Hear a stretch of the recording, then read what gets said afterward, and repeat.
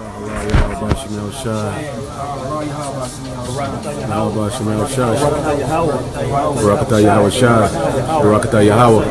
Barakatah Yahweh. Barakatah Yahweh Shai. Alright, shalom, shalom. First and foremost, I want to give all praise, honor, and glory to Yahweh, Ba'ashem Yahweh Shai, Ba'ashem Akakodash, double honors to the elders and apostles of Great Millstone that do it well. Salutation to the Akim preaching the truth, to the four corners of the earth in sincerity, sincere ones. You know, shalom. The brother Yakal coming to you to another lesson here to edify the flock. As the title reads, rejoice not over me, thy enemy. Right? The reason why the enemy is not to rejoice over these little victories that they call victory, but we know that it's not victory, is because this life is not the end. Right? And we will find that precept in Micah. Because they rejoice when they take the children of Israel and put them into slavery. They rejoice when they succeed in their plans, certain things that they doing right now, the hierarchies doing right now, they think that they succeed, right? They think that they getting through. The Lord allowing them to get through. The Lord allowing them to fulfill their plans, all for their destruction, right? So it's the book of Micah 7 and 8, I believe. Right, rejoice not against me, O my enemy. When I fall, I shall arise. When I sit in darkness, the Lord shall be a light unto me. Right, and this is that what the Lord is to us. He's a light unto us in the dark places, and we know that the scripture says the whole earth is in darkness. Right, and even darkness also represents destruction and the times to come. So the Lord is with us in all these times. As a light unto us, remind us to let us know that, hey, I have your back. Scripture also says that the name of the Lord is a strong tower. The righteous run into it and are safe. So the righteous be running into the Lord's name constantly because they know that is where they are safe. It's like a big brother protection. Right? The reason why I say it like a big brother protection is because a big brother will try his best to defend his little brother, or try to defend, as a father will try to defend his children, in any circumstance. So it's the same thing with the Lord, but we have to remember that flesh and blood is what we don't fight with. We don't wrestle against flesh and blood. We have to always remember we wrestling against higher powers, so we have to go to the highest power, right? So reading into over, it says, rejoice not against me, O my enemy. When I fall, I shall arise. Right? Basically, Lord lifting up a standard in his men, showing them that what the scripture says, he's gonna the device of the crafty disappoint the devices of the crafty. He's not disappointed. He want to know why these things aren't working. Why are my satellite not picking up on every one of these men who are serving the Lord? Why is this tranquilizer not working? Why is this happening? Because the Lord is going to raise up a standard in these men. He's going to protect them. He's going to hide them. He's going to clothe them. Some men going to have to get taken. They might take your whole family. You never know the journey you're going to end up on. We just have to prepare for a bumpy road, because we have the insight. We know that the time's coming, going to be gruesome, going to be as hell. So this is why we have to pay attention to it. Right? It says, when I sit in the darkness, the Lord shall be a light unto me. When I sit in the darkness, when I'm going through anything, the Lord is going to make sure that there's a light unto me. That's why it says wisdom and knowledge will keep you stable. You understand? The times we're heading into is going to keep us stable. It might be in a cell, in an unknown place. Because they might want to grab up the men of the Lord. And what's going to happen? The Lord is going to send scriptures to your mind to comfort you, which is Yahweh Shai as the comforter in the scriptures, comforting you. Because it's your mind where you need to be comforted. You're going to say, well, hey, just hold on a little bit. You're going to be delivered. Scriptures going to come to your head. Telling you, suffer patiently. Let patience have a perfect work. All these things come into your head. To comfort you in the time of need. And then too, we have to understand that the righteous, the righteous, the wicked, so they're not ruling for long. Right? They're going to be ruling for a short time, as the book of Job says. Again. So this and all, while we in they take us up, they grab us up, or we see all hell taking over. This will keep us focused. I believe it's Job 20:5. Right? It says the triumphing of the wicked is short, and the joy of the hypocrite but for a moment. Right? It is short. So he's not gonna be always, the scripture says he that letteth, only he that letteth will let. Until he be taken out of the way. So the Yahweh Shai is gonna let Esau do all that he have to do until it is time to get taken away. Until the Lord said, right, enough is enough. Right? So this and all keeps us afloat when we in any circumstance. Right? Even when they start to kill our brethren, we know that what the scripture says in Wisdom of Solomon 3. Wisdom of Solomon chapter 3, it says that they are safe. Some might think they're in misery, but they are safe. This is what we have to also remember. Right? I want to get the precept where it says only that letter, but I'll read out this first. It says the triumphing of the wicked is short, and the joy of the hypocrite but for a moment. Though his excellency mount up to the heavens, because it's going to look like his excellency mounting up to the heavens. His power increase. He coming down with great wrath. He lock off the streets. He had to be inside. He can't be outside certain times. Patrol. The army on patrol. The system getting taken. They exercising their power. Though his excellency mount up to the heavens, and his head reach onto the clouds. Yeah, because Esau is most proud. So though it might look like he getting through with his NWO, right? But the new will, it's not gonna be so. The Lord is just mustering up the battle. He putting all the chess pieces into place for a collapse. You understand? For when it's time for the whole system to collapse, for when it's terror to break down. The Lord might make 2 prophecies happen same day. Or 3. Who knows? You understand? But we had to stay on watch as a watchman of Yahweh Shai. We had to stay on watch, making sure we see the prophecy and that we're not sleeping. Because a lot of people sleeping and not noticing what's taking place. How are you going to be defended in that time if it is you don't know what's going on right now? That's why we clearly understand Matthew 25 when the Lord say that they want to learn. They will come for some of our oil, but they can't get none. Why? Because they can't understand these things. I can't explain to you the whole breakdown of Genesis in the last days. I want to break down the beginning. How I can break down the beginning and the end? That's not taking place. You needed to know what was going on. That's why scripture also say that my people die for lack of knowledge. You lacking knowledge, you wouldn't be stable. You lacking wisdom, you wouldn't be stable. You wouldn't know what's the next step. You wouldn't have confidence because you did not know work. You wasn't doing the Lord work. You wasn't paying attention to the news. You will be lacking confidence. You will be lacking faith. All these things you'll be lacking. Because that's why it needs to store up on that right now. Train your brain. Right? What verse I reach? Right, verse 7. It says, yet he shall perish forever like his own dung. They which have seen him shall say, where is he? And that is on that, because that is what's going to happen to Esau. That is going to happen to these other nations as well too. Right? I went to the book of 2 Thessalonians. Right, 2 Thessalonians chapter 2 and verse 7.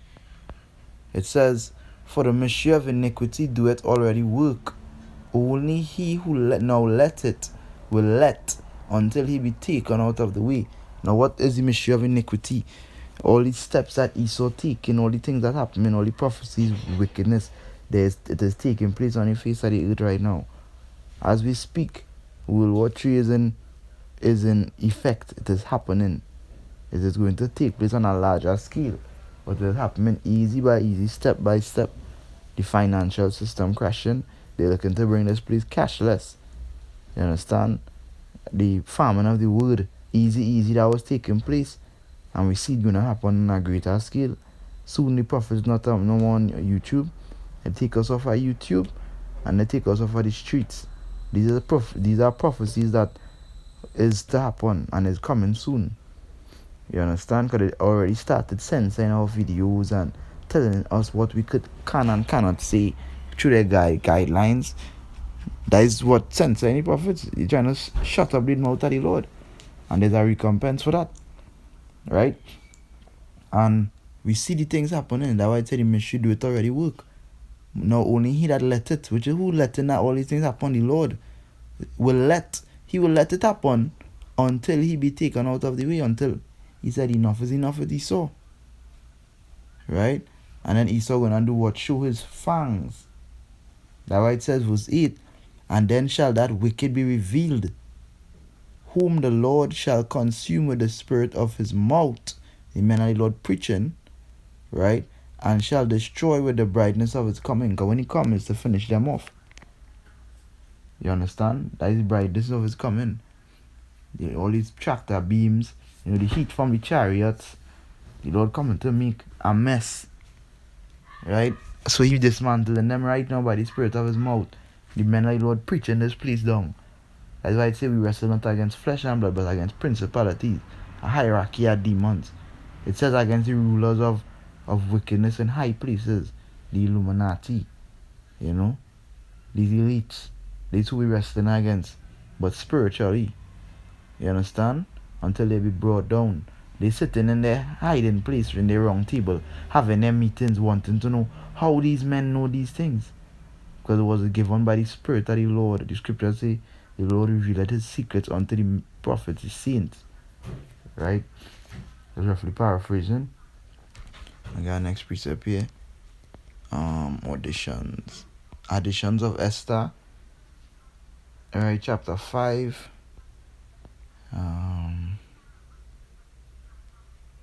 Right, this is verse 12. It says, remember, O Lord, make thyself known in time of our affliction. And this is what's going to happen. Right? So this is why we say rejoice not over us. Because the Lord is going to remember us and make himself known in time of affliction by raising a standard, by showing who is his prophets, by showing the bravery of them that are going to lead their life. That is the Lord showing himself as well too.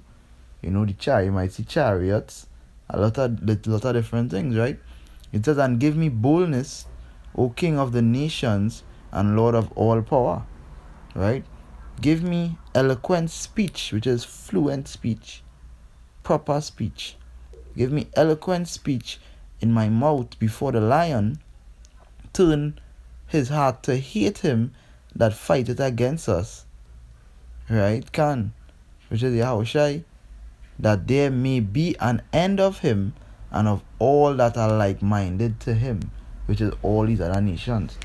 An end to Esau and all these other nations that he won't be like-minded unto him, because we know that all nations going to have to serve us. Right, verse 14.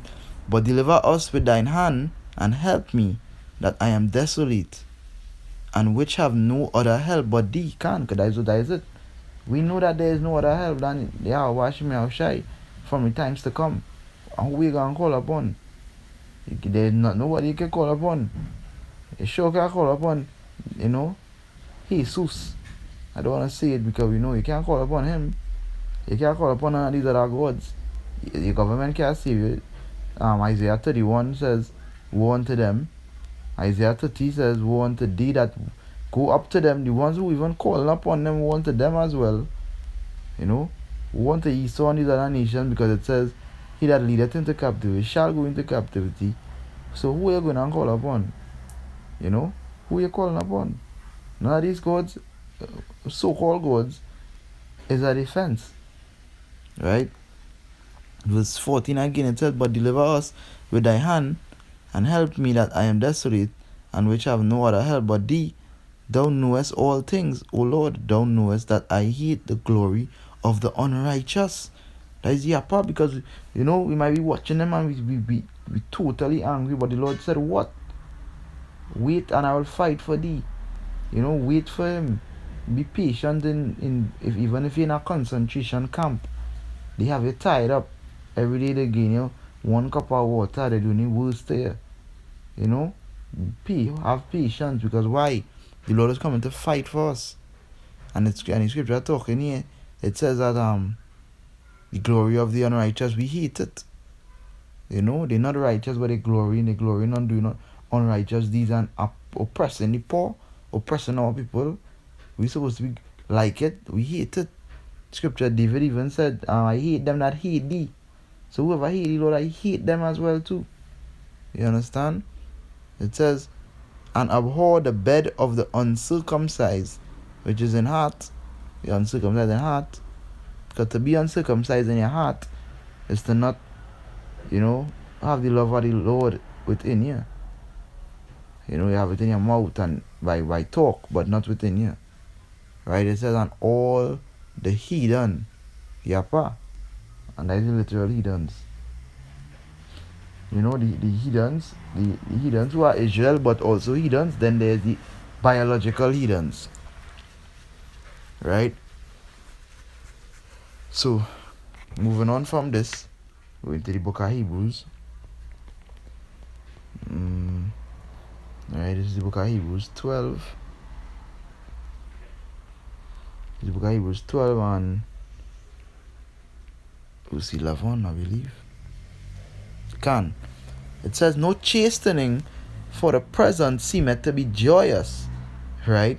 Meaning that when you're going through shit and the Lord chastising you, whether it be any way that the Lord comes to chastise you, it seemeth to be joyous, but grievous.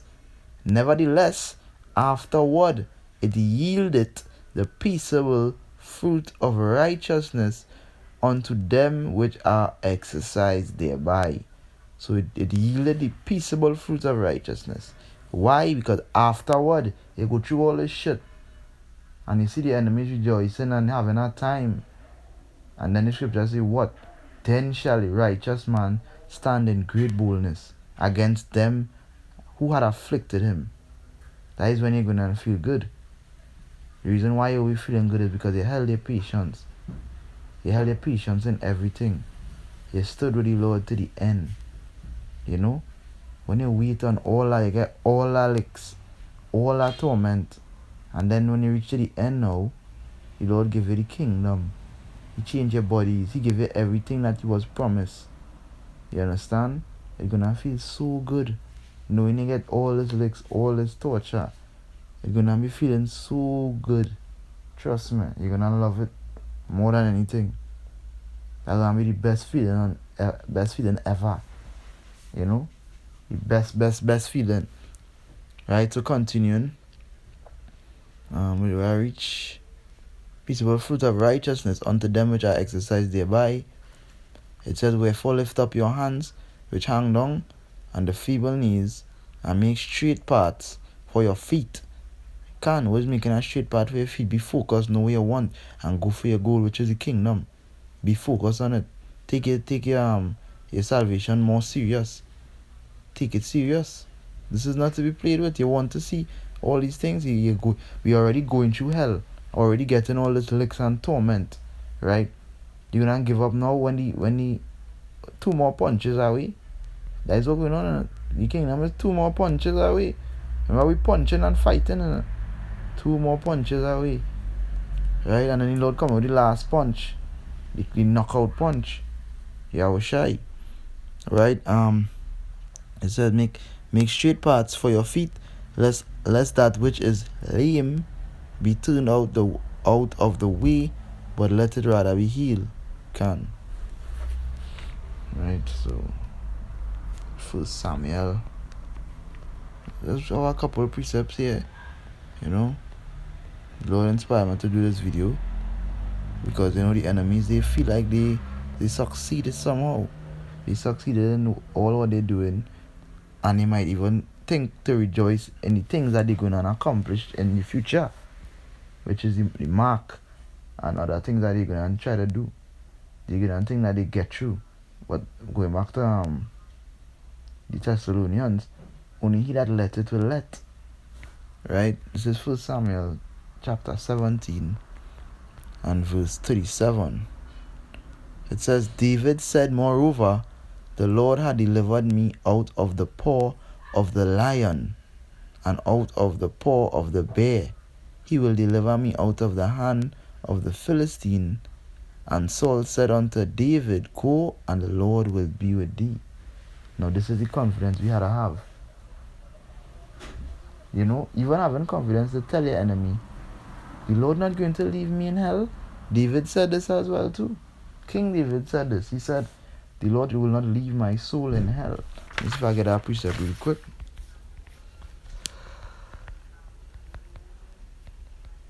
Let's bear with me.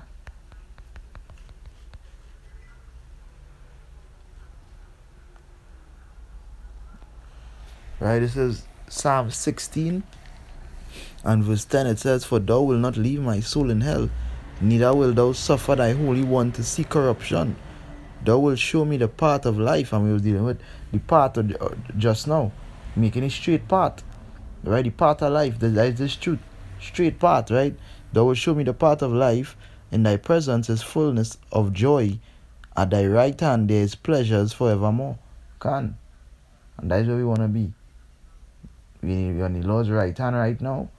You want to be with the Lord's right hand, which is Yahweh Shai as well, and forevermore. Right? But the point of this precept was to show the confidence that David had, not to leave his soul in hell. Going back to 1 Samuel. Right? 1 Samuel 17. Back to 1 Samuel, where it says, David said, the Lord had delivered me. He delivered me from this situation. He delivered me from that situation. Now, it says, which is the lion and the bear. He will deliver me out of the hand of the Philistine. Now, the Lord will deliver us. He delivered us from what? There is something we can name. From the flood, right? Which we know through Noah, right? Because our seed came through him anyhow. He delivered us from that. He delivered us from Egypt, right? Look at it, the ways was that our people were delivered. He delivered from Sodom and Gomorrah. He delivered Lot. You know, well, the Lord constantly shows deliverance, and the scripture says that the deliverance from this Egypt gonna be greater than the Egypt in the past. He gonna come and deliver. This is gonna be greatest deliverance ever seen. The way in which he's gonna do it as well too. It's gonna be Yapa. Is a day to be whole. That's why the prophets are old could have said that they wish that they was in this time to see it. You know what? Most of them here through the reincarnation. Right? I'm gonna jump to the book of John now. Yeah, this is John chapter 8 and verse 29. It says, and he that sent me is with me. The Father had not left me alone, for I do always those things that please him. Yapa. You know? The Lord never leave us alone, and there's something we have to keep in memory. Although when you're going through shit, the Lord making us go through this. You have to let the enemy know, hey, there's no rejoice. Now it's not time to rejoice, oh enemy. The Lord coming for you. This is not the end. Where the scripture say, with much righteousness do it abide. Let me see if I get that. I believe that is 2nd Esdras 7. 2nd Esdras 7. Bear with me here.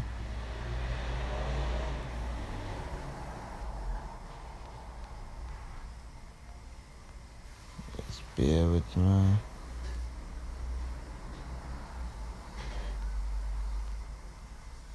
I believe I did search it earlier on. Just bear with me here. 7 and 42, Yapa. I hope you stay out watching me on share, right? Right, this is 2nd Esdras 7 and 42. He answered me and said, this present life is not the end, where much glory doeth abide. Therefore have they prayed for the weak, but the day of doom shall be the end of this time, and the beginning of the immortality, for to come wherein corruption is past. Right? And these two verses here, so Yapa, it deals with everything that I am saying. Put into why they rejoicing over us, if this is not the end, where much glory do abide. You know, that is not the end, because the Lord ain't return as yet. You know, the sky ain't full of chariots. We would know when the Lord return and the sky full of chariots.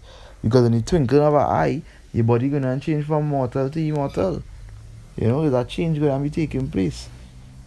You know, and we already, the scriptures tell us how the Lord come in with great wrath. Everything gonna melt at the sight of Yahweh Hashem Yahushai. The heathens gonna get frightened. Like in the movie The Avengers. When they stop fighting with each other and started to shoot to the sky. You know?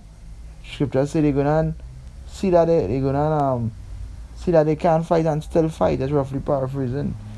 They're gonna still fight. And look who they wanna fight. The scripture say the Lord is a man of war. The Lord of Sabaoth. The Lord of armies. He's a man of war. He coming to destroy the place. They love war. Right?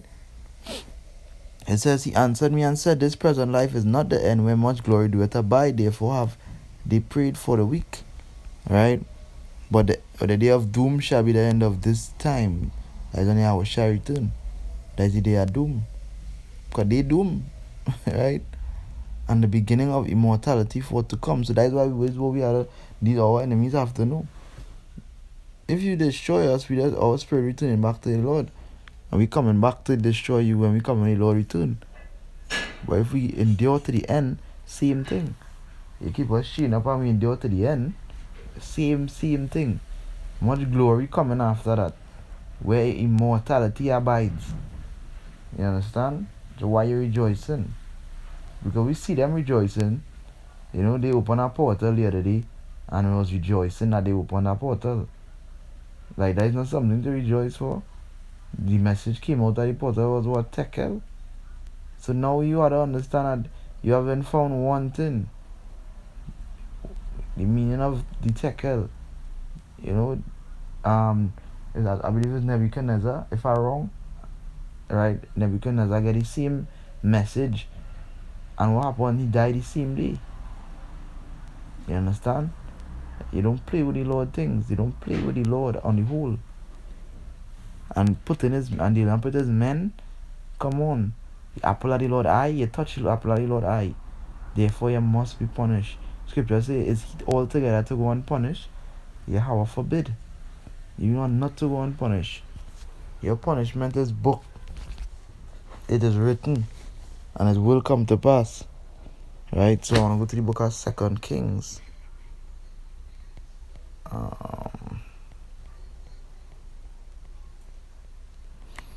Right, 2 Kings 6 and 17.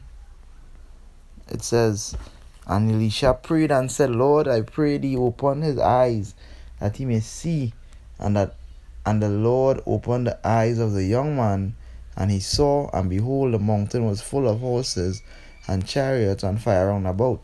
Now the reason why I went into this precept is to show that the angels of the Lord encampeth around the men, around they that fear him, right, I should say. Because that was the precept say. They that fear the Lord, the angels encampeth around. Yahushua once said it. He said, you do not know that I could call up more than 7 legions, and the apostles them describe it as legion of angels as 1,000 angels. If I'm not mistaken, 1 legion is 1,000. So imagine 7,000. Imagine what angels that Yahushua could have called upon. And the Lord said the angels with a S encampeth around. The Lord could have sent 1 angel to turn up this whole place. You know? But he have angels encamping around his men in this wicked place. So when you feel you get through and you triumphing over him, it's because the angels that's right there waiting for the Lord orders. You know, whether to increase your power or to free you from whatever bondage you've been taken, or slaughter everything. Because we head into some serious times, we're gonna see some serious shit. Right? So although his eyes was closed and he couldn't see the angels and the chariots, but they were there. They encamping there, they always there. Where there is the fear of the Lord, the angels are there. You understand? These are things we have to remind ourselves, that angels here with me. You know? Let me go to the book of Psalms. Psalms chapter 44. and verses 6. It says, "For I will not trust in my bow, neither shall my sword save me." This is David. He's not going to trust in his bow, neither his sword. None of these guns. Nothing can save you in this time. Right? Right, verse 7. "But thou hast saved us from our enemies, and hast put them to shame that hated us." Right? So the Lord saved us already. What's stopping him from saving us again? The scripture say the Lord's hand is not sure that he cannot save. He could save. But we need to endure. We need to hold up our end of the bargain and endure. Right? Verse 8. "In Yahweh we boast all the day long and praise thy name forever." We boast in thy name, having full confidence. Yeah, my power coming from me. No matter what you do. It's like this. It's like these movies where you see a man getting beaten, his lip bloody, and he just laughing because he know that that is not. I could die now. I could die. Anything. What if you let a man kill you? In a sense, like if you regret doing what you just did. This is how our enemies should be, in fear. And if they're not, they're soon to be in fear. That's because the Lord coming. Right?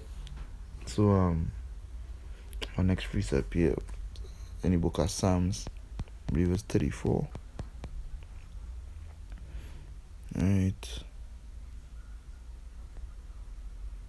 Right. This book of Psalms 34 and 7, it says, "The angel of the Lord encampeth around about them that fear him, and delivereth them." Right? Because I just quoted the precept, but I want to finish it off because it says delivereth them. And to be delivered is Yahweh Shai's name, the Savior, the Deliverer. That is why he's coming back. He's coming to fight for us. Our enemy shouldn't be triumphant. Now it's not that time to rejoice. Now it's that time to be afraid. Now it's that time to be afraid. Because countless prophets praying and sending up curses, declaring the end of you. And the Lord always gonna be there to answer. He gonna always answer the prophets. It's just a matter of time. That's why I say only he that let it. Yahweh is he that let it. It's only time. Right?